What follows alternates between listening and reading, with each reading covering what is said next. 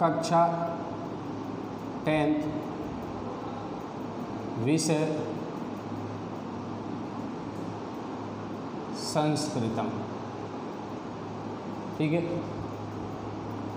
पाठ संख्या है 8वां, तो अष्ट, और पाठ का नाम है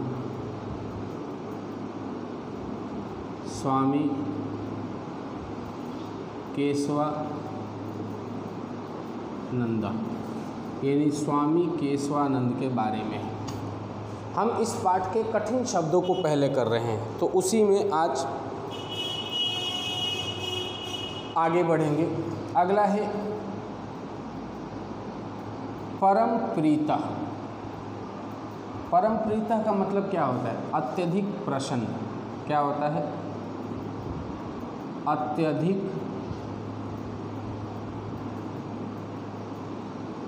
प्रसन्न।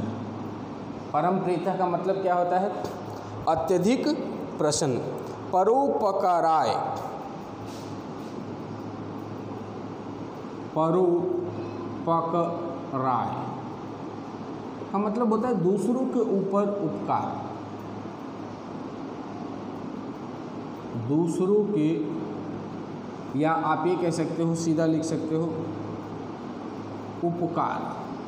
परोपकाराय का मतलब होता है उपकार या दूसरों के ऊपर उपकार को भी हम क्या कहते हैं? परोपकार कह सकते हैं। सताम विभूतय,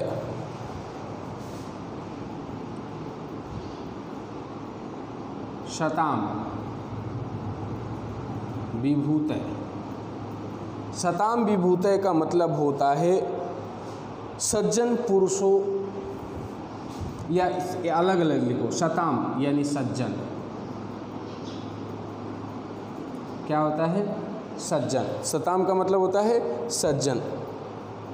उसके बाद में वारितम क्या है? वारितम का मतलब होता है निवारण करना। क्या होता है? निवारण करना। वारितम का मतलब क्या होता है? निवारण करना। उसके बाद में विरुदेन, विरोदेन,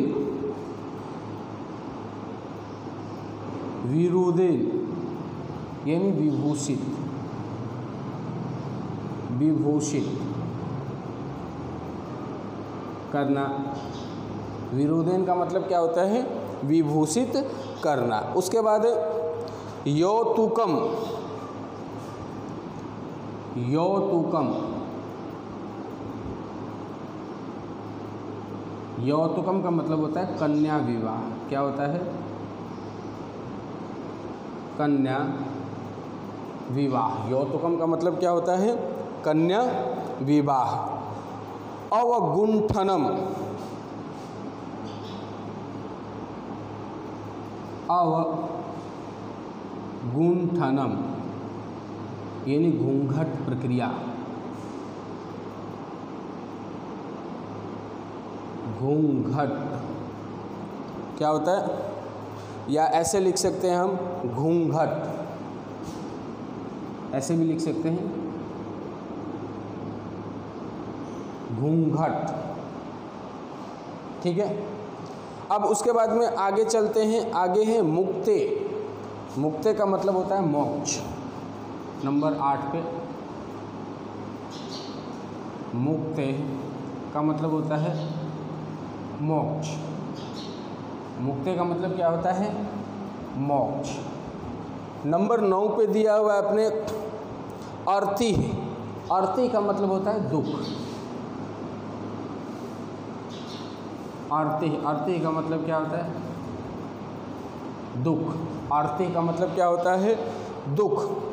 कुर्वन्,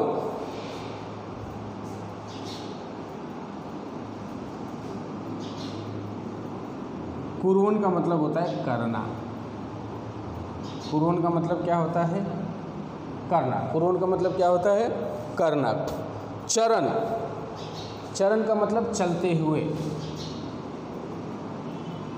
चरण का मतलब होता है चलते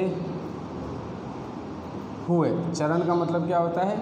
चलते हुए। चरण का मतलब क्या होता है? चलते हुए। कियंतः यानी कितने।